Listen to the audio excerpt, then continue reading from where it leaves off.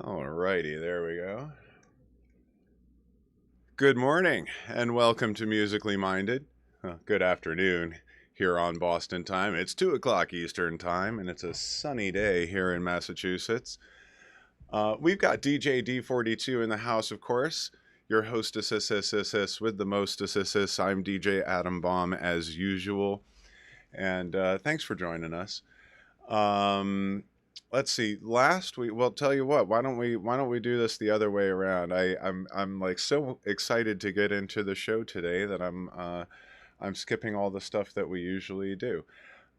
Usually, I get Diana on the microphone to let us know all the good things that are going on, and she can get us into the show. So, Diana, would you be so kind as to let us know what's coming up over this next week or two here? Well, yes. This Wednesday, April 12th, on MTV TV, we have Tans Machina hosting New Music O'Clock. Then coming up on Saturday, the 15th, we have the Retro Rumpus with DJ Addambombb here on twitch.tv/ADDAMBOMBB. And that is part of the DJ Moans raid stream for Alzheimer's awareness. And then the following Saturday, April 22nd, we have a wicked birthday for DJ Addambombb. And then join us here every Sunday at 2 p.m. Eastern for Musically Minded. And by the way, we started reruns of New Music O'Clock on Sundays at noon on twitch.tv/MTVTV.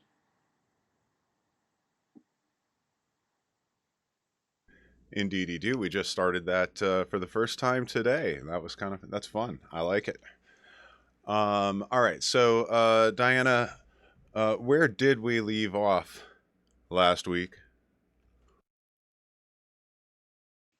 All right, let's see here if I can remember. Today would be part 2 of our discussion on beat matching.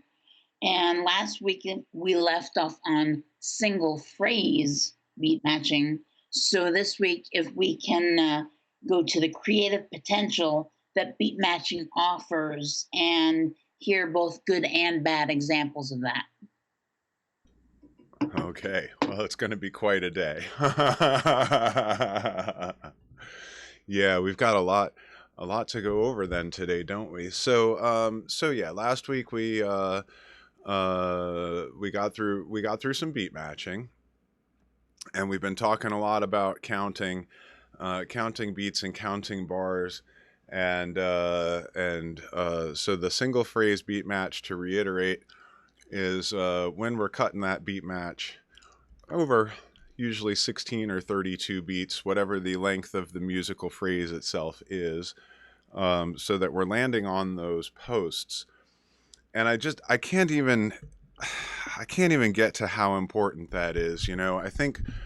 Um, I think for my first example, actually, today, let's do that. Let's do Black Betty, shall we? Um, so here's what I'm gonna do. Um, all right. So here's the beginning. This is Caravan Palace doing Black Betty, and I'm actually skipping a little bit of the intro. I'm just getting to the beginning of the vocal here. Um, and so, of course, in a case like this particular track, yeah, you could start it at the beginning, but I like to go up to the vocal part, and I'll show you why in a moment.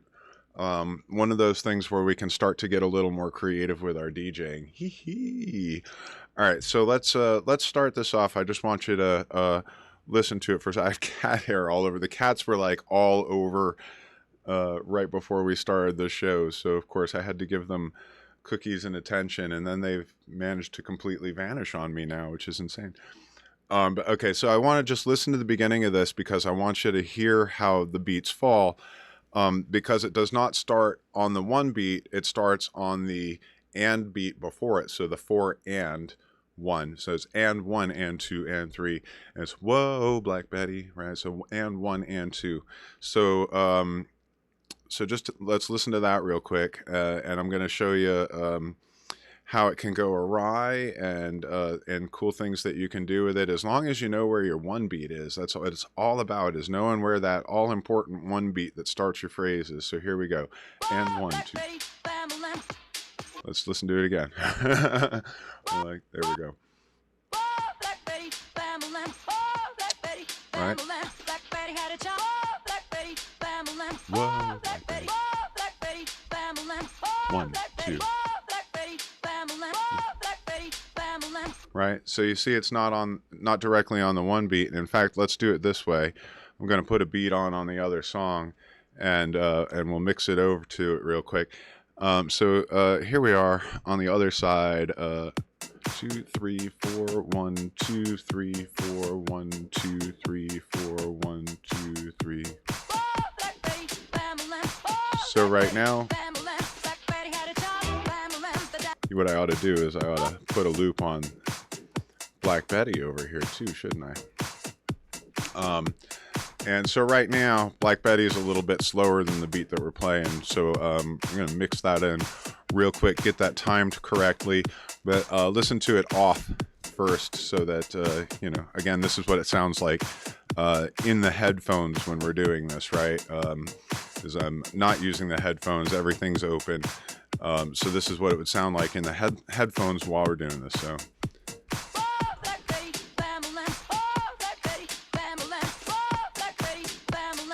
you can hear how that's slower.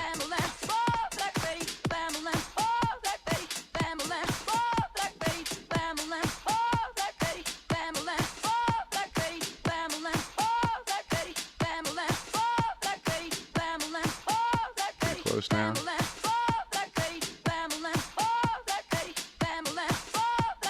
That feels pretty good. So this is where it can start to get a little more interesting, because now, you know, I've just got this beat going. Let's say this is the outro on something, right? And I want to get people excited. So this, you know, fun things about mixing, like sometimes we're using the mixing. We're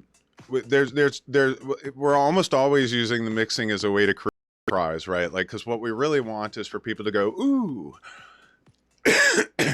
And they don't go ooh if it's, you know, if it's a mess, which is why we work so hard on perfecting the subtleties of our mixing, right? And so mixing is a way that we're creating surprise. And sometimes that surprise comes from like that drop, right? Where it hits the verse and everybody goes, oh, because they didn't know it was coming, right? And sometimes the surprise is like hearing something that they do know inside of something else, you know what I mean? Or taking a little bit of something and introducing it into the mix to clue the audience in that this other thing is coming. And then, of course, when it drops, there's the big excitement of, you know, oh, I was right. I did recognize that. I thought that was what was coming. And it's very exciting. Mixoriad getting questions in the chat room on how to pronounce their handle up there. We've done that before more than once. Red Seth, good to see you. Everybody that's in the house, it's good to see you. I'm not going to run through that. It gets distracting. It's my ADD. All right, so in this particular case, what I'm going to do is I'm going to do that. I'm going to introduce the sample into the beat. This is actually one of my favorite ones to do it with. And I do it a lot because Black Betty, right? So let's make sure we're lined up here. Oh, actually, right now we're train wrecking a little bit. This one's a little behind. Right, that doesn't sound very good. So there's an example of that not working well with two loops going. All right, there we are. So once we know we've got our loops nice and tight and our mix good, this is what we're going to do. We've got the beat coming out over here. Ooh. Neat, right? Let's make it even cooler, and we're going to add some delay. So this is using an effect to so the effect on this, it's what they call a post fader effect. So when you open it and close the fader, it will still continue. So check this out. We're just adding some delay, so it's gonna have an echo, right? Ooh.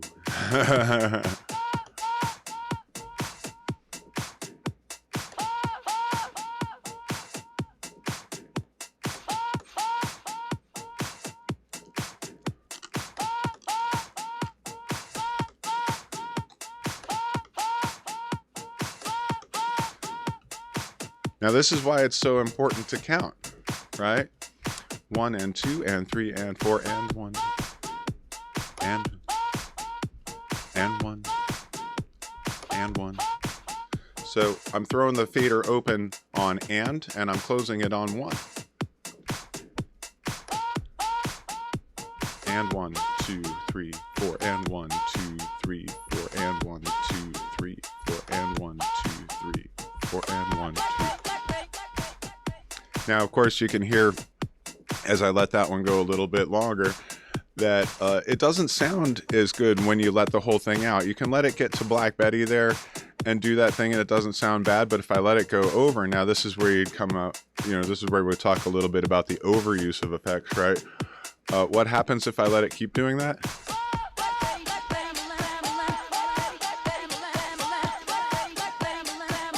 Now that's pretty messy. It doesn't sound very cool, right?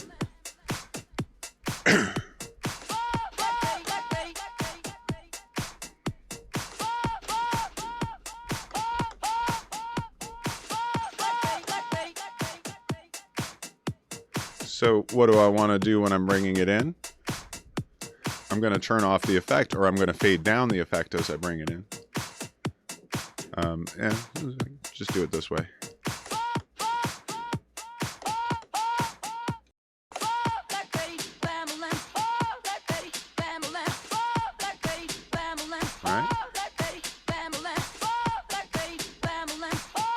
Now I'm going to let the loop go over here.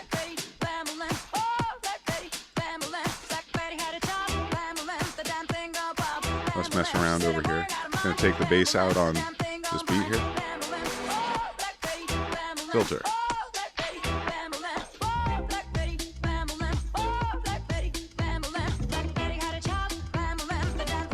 So, well, I know I'm kind of skipping some steps here as I'm doing it to show you some of the things that I do when I'm mixing. And also some of the things that I don't do when I'm mixing. But this is basically what it sounds like, again, in the headphones when you're doing it. It's all about those decisions that you're making literally on the fly. When you choose 2 songs to put together, you've got to figure out how to put them together. What's the best way to put them together? As we were talking about previously, sometimes the best way to put them together is just, end to end, or, just your basic fade out, fade in kind of thing, or to talk over it or what have you. Sometimes the best way to do it is to give it, a single phrase beat match. Sometimes the best way to do it is to, kind of stretch it out and to have a little fun with it and that kind of thing. I mean, it really depends on how it's lighting up your audience. Okay, so the next thing I want to do here is I want to show you what happens when you start it on the wrong beat, right? Because this is something I know I keep hammering away on this. You got to know where your 1 is. If you don't know, good to see you. If you don't know where you are in the musical phrase itself, beat matching doesn't really help you, right? I can't emphasize this enough. Like, beat matching is one of those skills that, again, it takes a lot of practice. and you're layering those skills to the point that you can get to something where you're kind of doing these things fast and on the fly. You don't really have to think about it. It takes a lot of practice to get there, and you're layering your skills as you go. And if you've gotten to the point where you're beat matching and you really don't know actually where your one beats are, if you don't know where you are in the musical phrase, then beat matching doesn't help you. Beat matching off time does not sound good. Let me show you what I'm talking about. Let's get that beat going back over here. And as we said before, Black Betty, I'm starting on the 4 and, right? The and 1 and 2 and 3. And so what I'm going to do is I'm going to start it on the 1, assuming that the whoa that starts on the and is starting on the 1 beat, and you will hear it's not going to sound too bad when it starts, but when it gets to the actual, like when the music all starts and stuff, you're going to hear that the beat is totally in the wrong place. I'm going to let this beat keep sliding along underneath it. So here, let's do that. 1 and 2 and 3 and. Okay. 1 2 3 4 1 2 3 4 1 2. I'm in the wrong place. 2 3 4. Know where you are in the beat, right? Here we go. 1 2 3 4 1 2 3. I can't hear it very well because I have the monitor turned down really low so I can talk on the microphone. 2 3 4. Here we go. 1 2 3 4 1 2 3 4 1.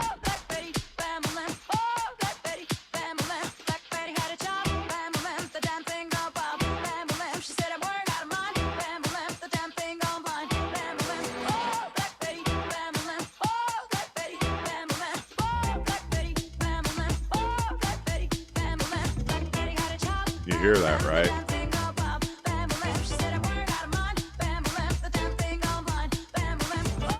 So that's where the beats are literally a half beat off of each other, right? Hey, Loki, what's up? We're talking about your favorite thing today, Loki, where that 1 beat is. Oh, fun stuff. But, it is so important, and Loki will testify to this. It is so important. Like, once you have really, absorbed this into your mind, into your body, into your groove, it takes your mixing to another level. Even when you're doing the simplest mixes and you're just doing end to end, you really get that, exactly on the 1 kind of thing. So yeah, let's do it with the beat going over here, and I'm gonna start it correctly over here without the loop, and you're gonna hear this beat continuing with the beat under Black Betty. Okay.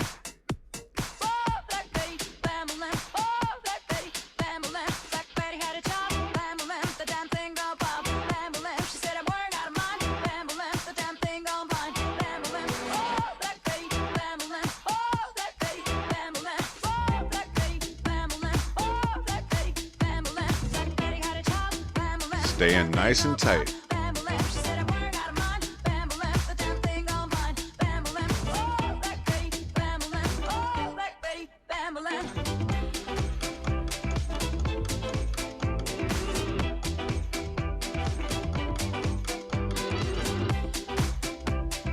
Still there.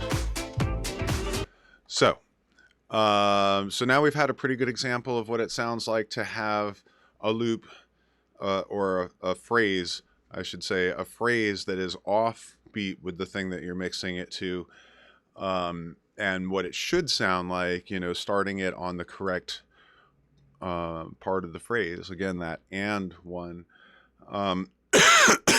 Of course, there are many, many, many, many examples of this throughout musical history.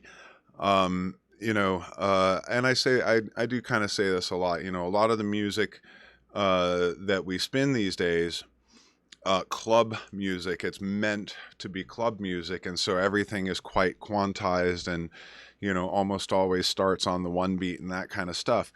But music that isn't specifically designed to do that doesn't always do that.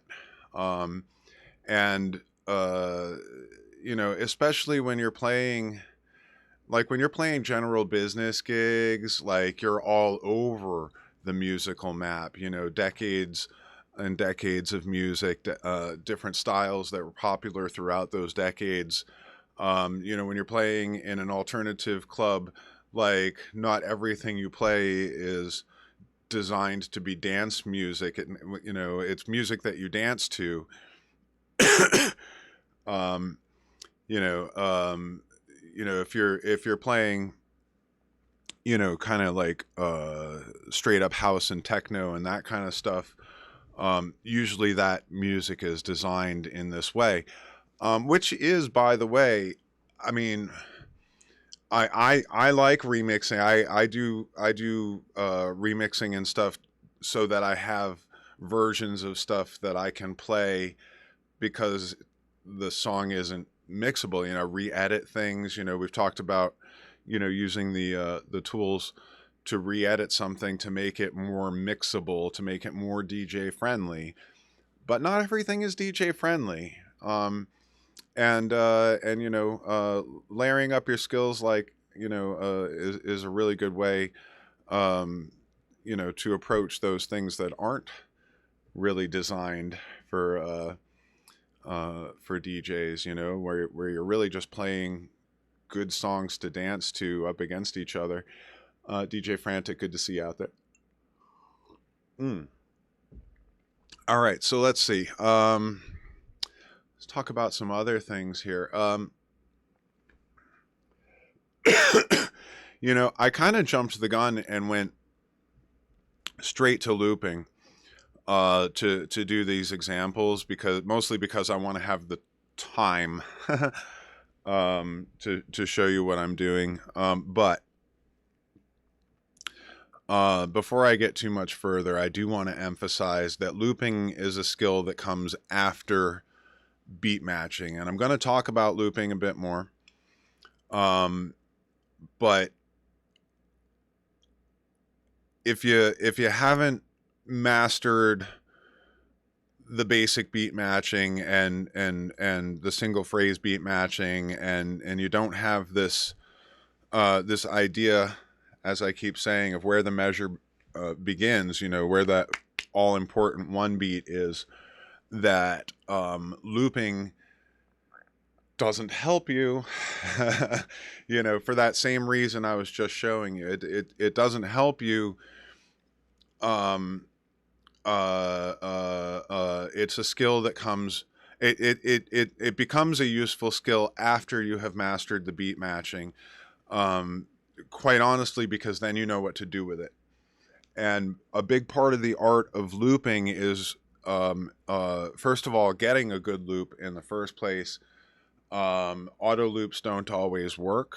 I'll show you a couple of things that don't work with auto loops, and how to get a good loop. And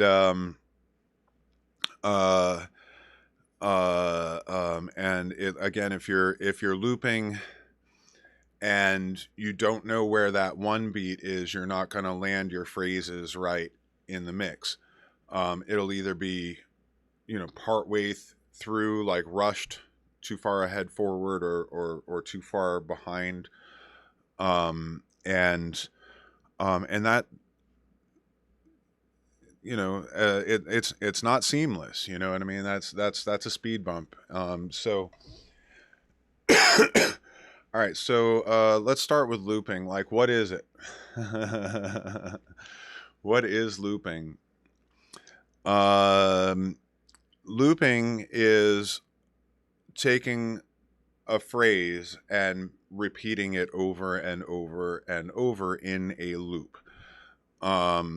So it starts at the beginning, plays to the end, and then it starts at the beginning again. And the original looping, we've talked a little bit about this before, Diana, going back to the broadcasting days.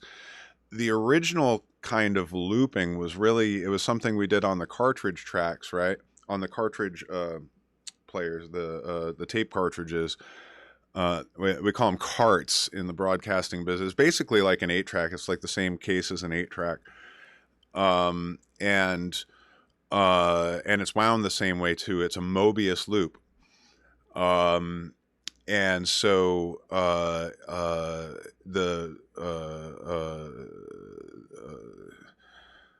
y'all know what a Mobius loop is, right? It's that it looks like a figure 8, but it's, you can make it out of a piece of paper. I do have a piece of paper. All right, so like here's the piece of tape, right?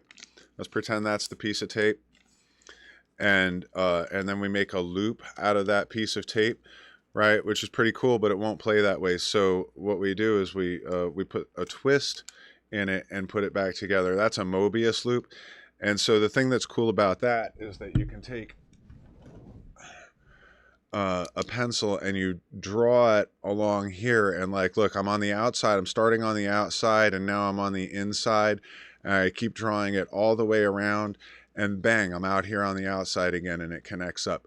And that's how a Mobius loop works, and that's how carts work in broadcasting. Is they're wound as a Mobius loop on the wheel.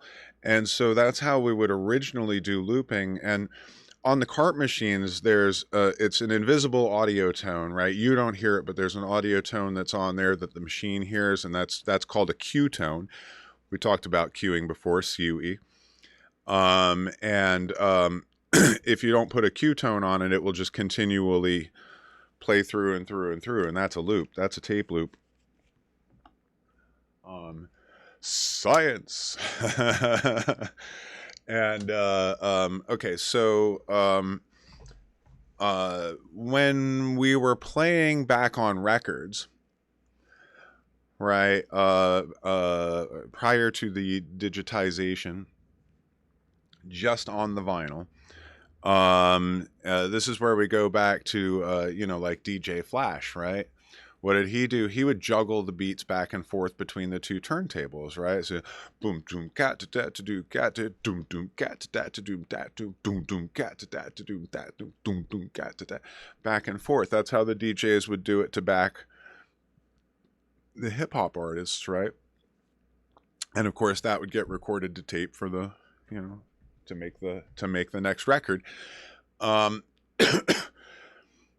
Looping is one of those things that became a very powerful DJ tool during the CD age. A few years into the CDJ age, and that gave us the ability to do exactly that on the CDs, with the CDs, I should say. So you're not doing anything physically to the CD. What it is doing is it is reading the cue point at the beginning and reading the cue point at the end, and then looping it. And of course, so when those features first came out, some companies did it better than others. Like Denon was always the top shelf, and usually the first ones to come out with everything. So the Denon machines, the Denon CDJs, they had awesome, seamless looping. But it was not auto loop, mind you. There's no auto loop buttons on those. It's like you have to, you hit the beginning of the loop, you hit the end of the loop. The cool thing about it was that you could adjust your out points your in and out points on the loop. So if you didn't get it quite right, you could adjust them on the fly. Super important concept, being able to adjust your loops on the fly, like while you're doing it, while it's still playing, so that you can hear it too. But sometimes, you'd be doing it in like real time. You're like looping while you're mixing, and the auto loops, of course, came along a little bit after that, and the the brands that didn't do it so well, like the, Gemini and that kind of stuff, like there would be a little gap in the loop. So if you were kind of stuck using one of those, like you're guest DJing somewhere and you're stuck using one of those, you'd have to like count the loop off the gap. It's just such a pain in the ass that you just, it's like, it's such a pain in the ass to do. You just pick your shit so that you didn't need to use loops, Yeah, I could use a sip of coffee too, Diana.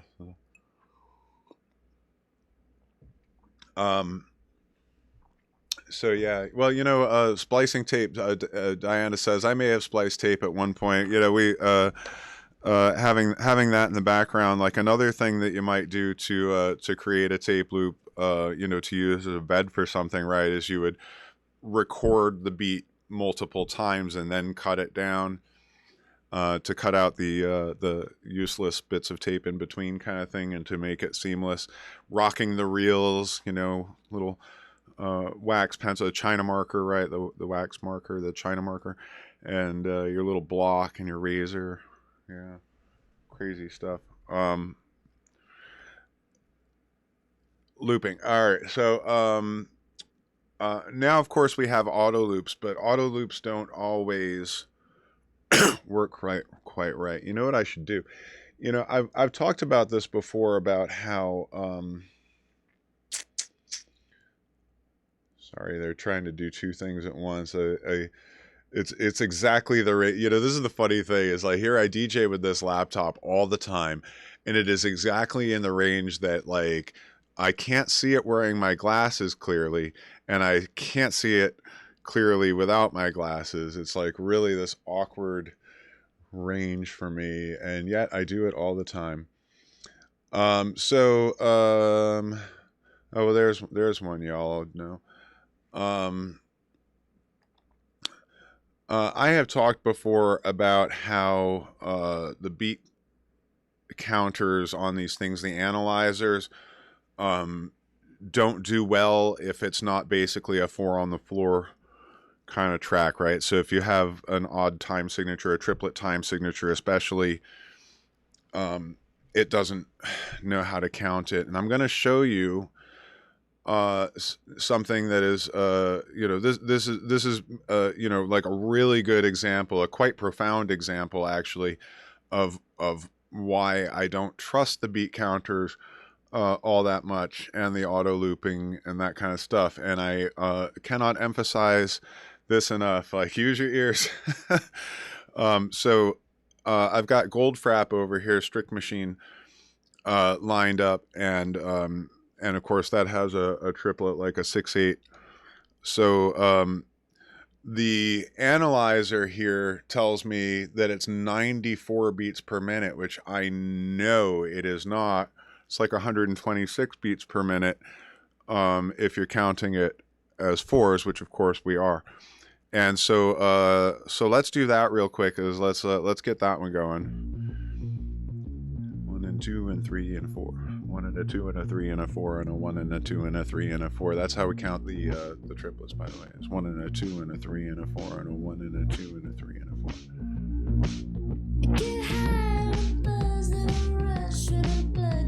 4. Okay, so what I want to do is I want to go back to where it comes in with the beat here, so that I can show you how it's going to mess up the loop. So that's your 2 beat. There's your 1. Ah, went to the wrong spot. I hit the wrong button.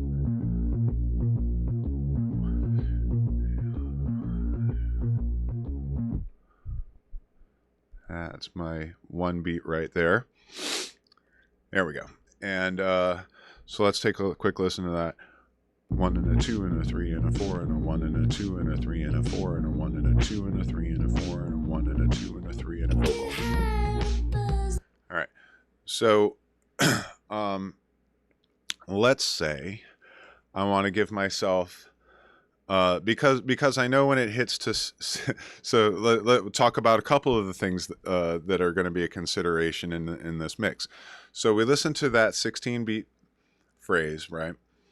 And right before the 1 beat is when the vocals start. Let's listen to that again. 1 and a 2 and a 3 and a 4 and a 1 and a 2 and a 3 and a 4 and a 1 and a 2 and a 3 and a 4 and a 1 and a 2 and a 3 and a 4 and a 1. Right? So if we're going to loop that because we just want to mix this passage under what we're mixing out of, we're probably going to want to do that as 8 beats instead of 16, because if we do it as 16, it's going to step into the vocal, and that first little bit that before the 1 beat is going to get cut off every time it goes into the loop. Let's try that with an auto loop. Say we want 8 beats with the auto loop, all right? That's what we're looking for, is 8 beats. So we're going to use that one, 8 beats. What does it sound like? 1 and a 2 and a 3 and a 4 and a 1 and a 2 and a 3 and a 4 and a 1 and a 2 and a 3 and a 4. No.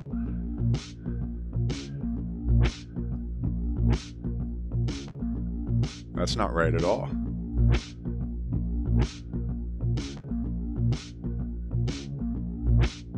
One and a 2 and a 3 and a 4 and a 1 and a 2 and a 3 and a 4 and a 1 and a 2 and a 3 and a... Doesn't get there, does it? So clearly, auto loop has failed us in this particular case. So what are we going to do about that? We're going to go to manual loops, and we've got our cue point set at the 1 beat that we want, and so we're going to go to the loop here. We're going to, oh, come on now, here we go. We're going to set a loop, and we're going to set an in point here, and now when I start playing it, it's going to give me the ability to set my out point. 4, 1 and a 2 and a 3 and a 4 and a 1 and a 2 and a 3 and a 4 and a 1 and a 2 and a 3 and a 4. Oh, you see, I did that thing where I let it step on that. So let's listen to that. Let's listen to it. See, I'm even off just by a tiny bit. So if I adjust it to where the 1 beat is, manual adjustment. All right, so this is why I don't want to use this long of a loop, right? Because that sounds funny, right? So let's clear that loop, clear, and start a new loop here and do half of that. 1 and a 2 and a 3 and a 4 and a 1 and a 2 and a 3 and a 4 and a 1. That's pretty smooth.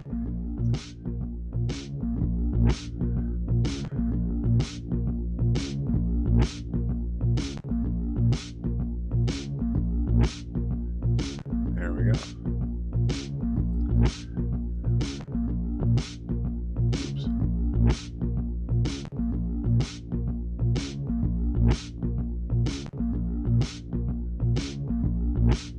That sounds pretty good. Now the funny thing is now the beat counter is telling me that the loop is 63 beats per minute. Again, it's actually 126. And so if we were playing that next to something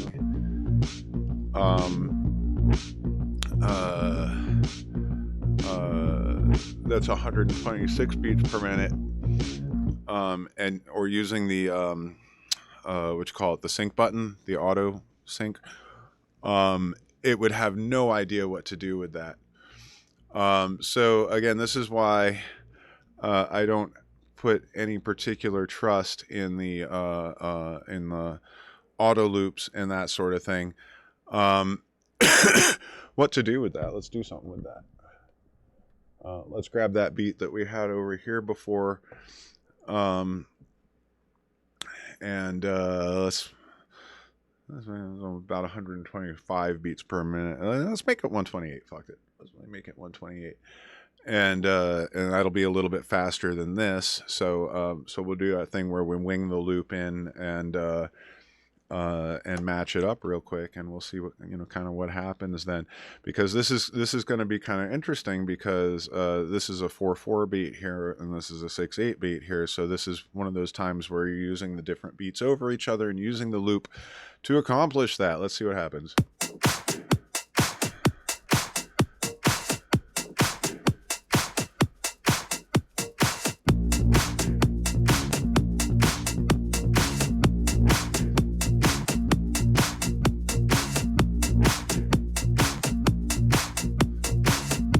What I'm listening to, by the way, is the snare over here. 2, 2, 1, 2, 3, 4, 1, 2, 3, 4, 3, 4, 1, 2, 3, 4, 1.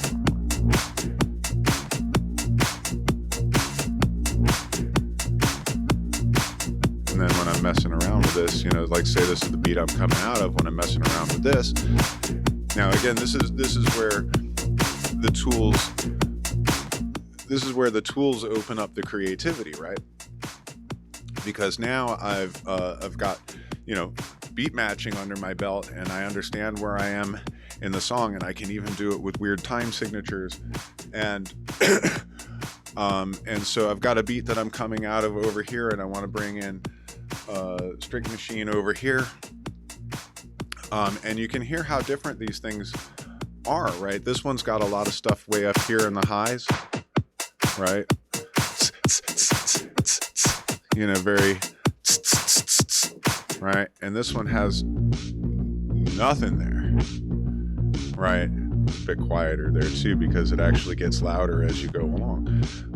So like, how are we going to put something that is like really stiff and high-endy like this together with something that's got this much more muted low end kind of thing, where it's building to come into something, whereas this one's just it's a wall, you know what I mean? This one's building dynamically up to something. So what we need to do is we need to transition that dynamically. Now this is where we start to talk about subtlety. So we're going to transition that dynamically by getting rid of some of the highs over here as we go through the mix.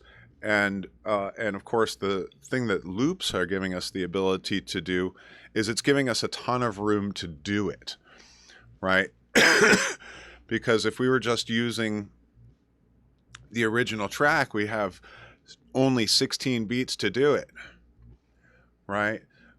So this is where looping gives us the time that we need to accomplish this this transition. Again, for the listening audience, right? Like we don't want it to be abrupt. We want it to be subtle, right? We want to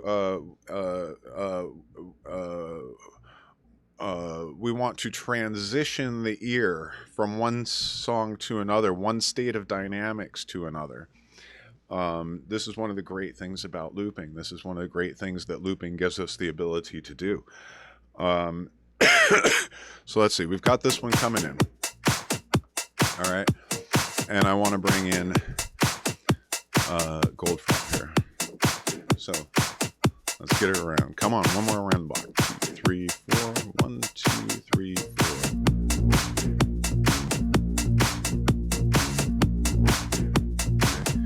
Now I've got the two of them going. So now if you're on the dance floor, you're like, ooh, right? Because you hear the bass line coming in for Strict Machine under this, right?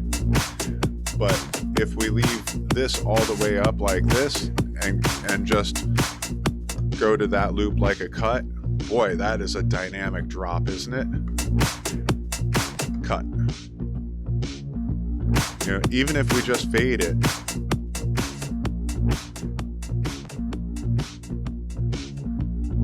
well, that's quite an improvement, but I think we can do better than that, right? Let's get rid of some of the highs. Taking stuff out of the highs, and then we're going to filter it on out. And now you can hear over here, this has become more dominant in the mix. Right now, this we've reduced it in the mix, taking out the highs, filtering it down, right? So they're much closer dynamically. They sound pretty damn good together. The snare drums are not overpowering each other so much, that kind of thing. The hi-hat's not overpowering it, right? But we're not quite there yet, because what we want to do is we want to set up our mix, because we know as soon as the vocal hits, 16 beats from our cue point, that that the rest of the song comes in the dynamics, like the snare drum kicks in and everything gets louder, right? So what we're trying to do in the mix is to create the tension, the space for it to do that, right? So we're going to go a little bit further than this. Let's go back to where we were. 1. Always know where your 1 is. Here it comes again. 1, 2, 3, 4. 1, 2, 3, 4. 1, 2, 3, 4. 1, 2, 3, 4.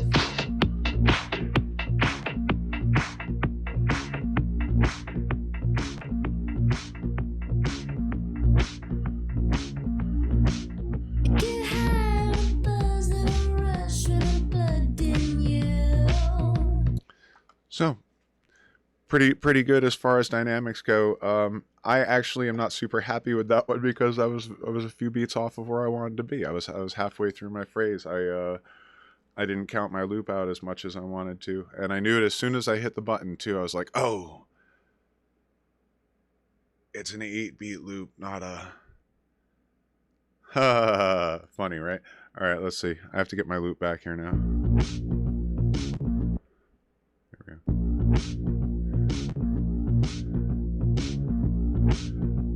So an example of a really good beat match, and actually a really nice mix that was still not quite right, if you really know where you are, right? If you're truly musically minded, you are not as happy as that with that mix as you should have been, right? All right, let's do it again. 2, 3, 4.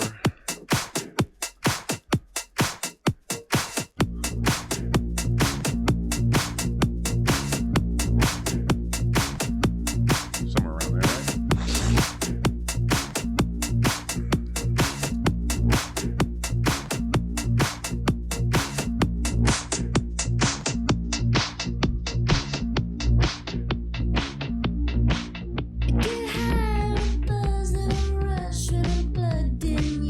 That's the sauce. DJ Loki says, practice makes perfect, so therefore remember to play with it. Yeah, well, you see, now that's exactly, oh, there's something dirty going on up there, isn't there? I missed something above that. But yes, practice does make perfect, and for the joke that's going on up there, Loki is right. Experimenting is how you find ways to do things. Like I call it serious play. There was like a TED talk about serious play. I know you were being dirty, DJ Loki. Like, you can play with it all you like. But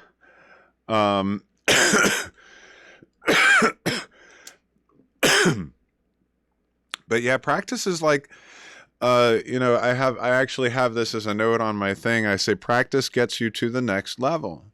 And practice does get you to the next level. I know we're almost out of time already. It's like 10 minutes to 3 already. Is there a space couch today, Diana? Would you let us know up in the chat? Because we're going to raid away in about 10 minutes or so. We're going to end the show.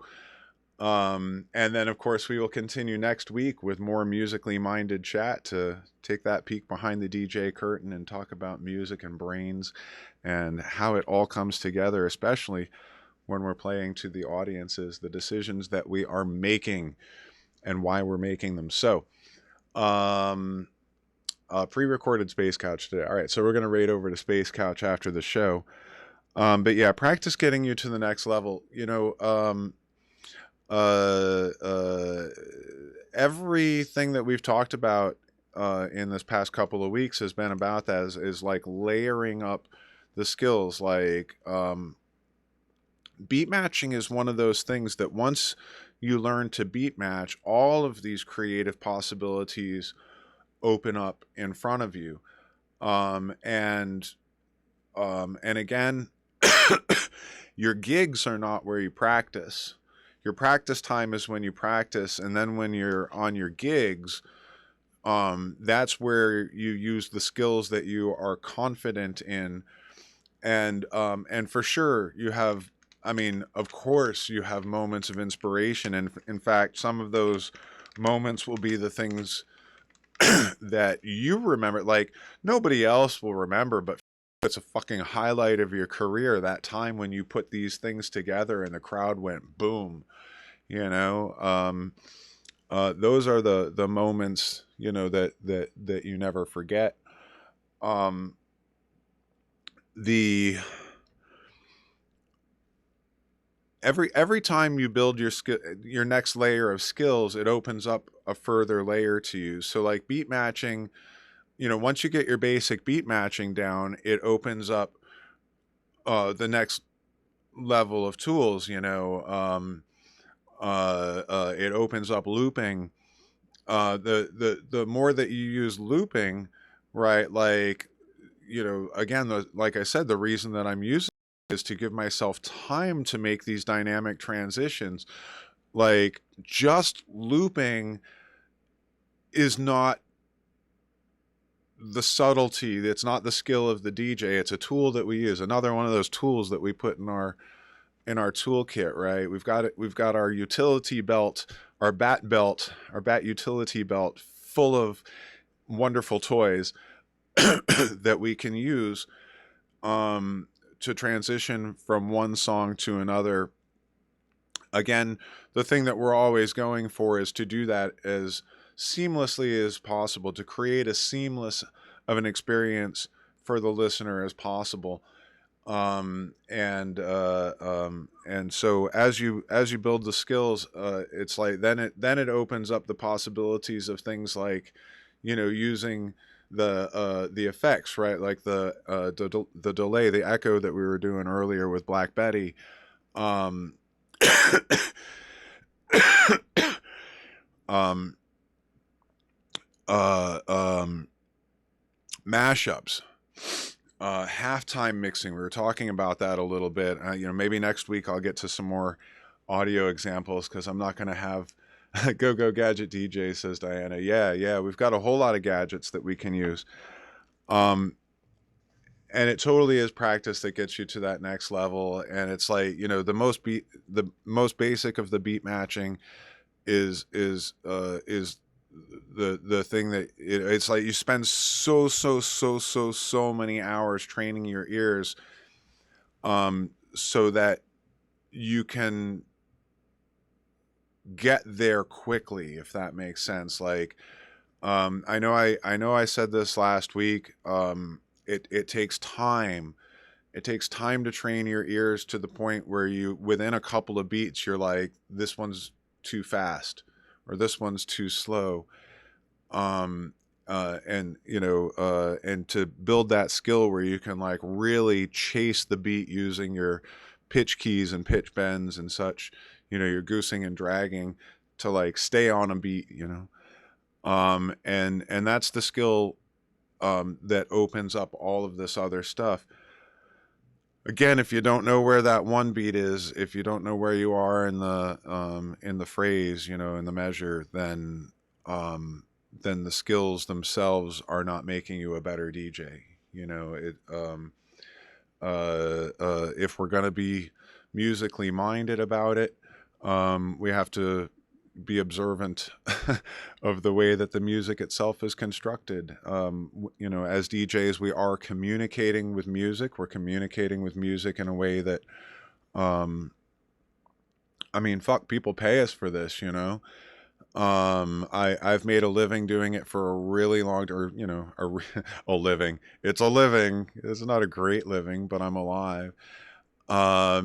You know, doing it for decades. People pay us to put music together for them, and they pay us more the better that we get.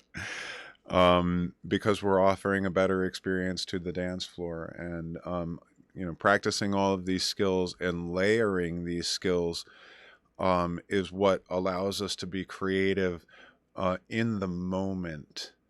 Right. And I think that's really what it comes down to is that's what we're always aiming for is we use the practice time to practice all of the skills that we are bringing to our live performance. And and as DJ Loki says, play with it. Play with it. Yeah, I mean, I know you're being dirty, but play with it. Like, seriously, experiment with your mixing and listen, like, but really listen. Be like, okay, this is what it sounds like when it's right. This is what it sounds like when it's wrong, like what we're doing today. Like, experiment with different ways of putting things together. Like, take the same 2 or 3 songs and put them together in 10, 15 different ways. There's you know there are so many different ways that you can put music together, um, and building the skills to do it. Like I said, it just takes a lot of practice. Like, um, next week we'll continue down this rabbit hole. I mean, I have still many notes on this topic, so I think we'll kind of keep going down this rabbit hole. Um, I do like the what I was saying a moment ago about some of the things that you really remember in your DJ career. It's like you don't really remember all the practice hours that you put into it. Like you kind of have vague memories of grueling hours of practice. What you really remember are those moments where you're doing the show, um, and you have those moments of sheer creativity where you're like, I, I don't, maybe it's taking, a risk on playing something, that's new, or putting, you just have that flash moment of inspiration where you're like, oh, I just got this request and I could put these 2 songs together, like, whoa, or whatever it is. Um, but it's those times where we get the audience lit up and screaming, and the energy in the room is insane, and we're taking that energy in and pushing that energy out again. That's what all the practice is for. That's why we do this. That's why we love it. You know. Um, cheers. Thank you, Frantic. And thank you, all of you. Thank you, Loki, for joining in. Mixo Riyadh, I think I said it right. Seth. Diana, of course, your hostess with the mostess. I'm going to hand it over to her again for a reminder on all the good things that are coming up while I grab, excuse me, a sip of my coffee for obvious reasons. And then we're going to raid over to Space Couch. Yeah. All right. Oh, Brandon Callahan, DJ Brandon Callahan in the house. Thank you, buddy. Diana, would you kindly let us know the things that are going on? Sure. This Wednesday, April 12th, on MTV TV, we have New Music O'Clock hosted by Tans Machina. And then on Saturday, April 15th, on twitch.tv/Addambombb, we have the Retro Rumpus at 8 p.m. Eastern, followed by the raid stream for the DJ Moans Alzheimer's charity. That will be all weekend next weekend. And then the following Saturday, April 22nd, we have a wicked birthday for DJ Addambombb. And of course, join us every Sunday at 2 p.m. Eastern here on twitch.tv/Addambombb for Musically Minded. And oh yes, reruns of New Music O'Clock on Sundays at noon, which we just started today. Indeedy do. And on Saturday night for the Retro Rumpus, we're going to be raiding over to DJ Loki after my set. So that'll be a fun one too. And let's see. Oh yeah, the previous episodes of Musically Minded are all up on YouTube also. As usual, if you search me out, Addambombb, spell it right, you will find it. And I think on that note, I'm gonna say thank you all again. Thank you so much for your support. We're able to do this because y'all keep helping us do it. And thank you for joining us this Sunday and so many Sundays, and of course, so many Saturday nights and so many Wednesdays for New Music O'Clocks and all of these things that we're doing. Really, really do appreciate it. And y'all make life worth living, and you rock. And so keep doing what you do, and much love, my friends. I'm going to go ahead and hit the theme song, and we're going to raid away, and we'll see you again real soon. All right.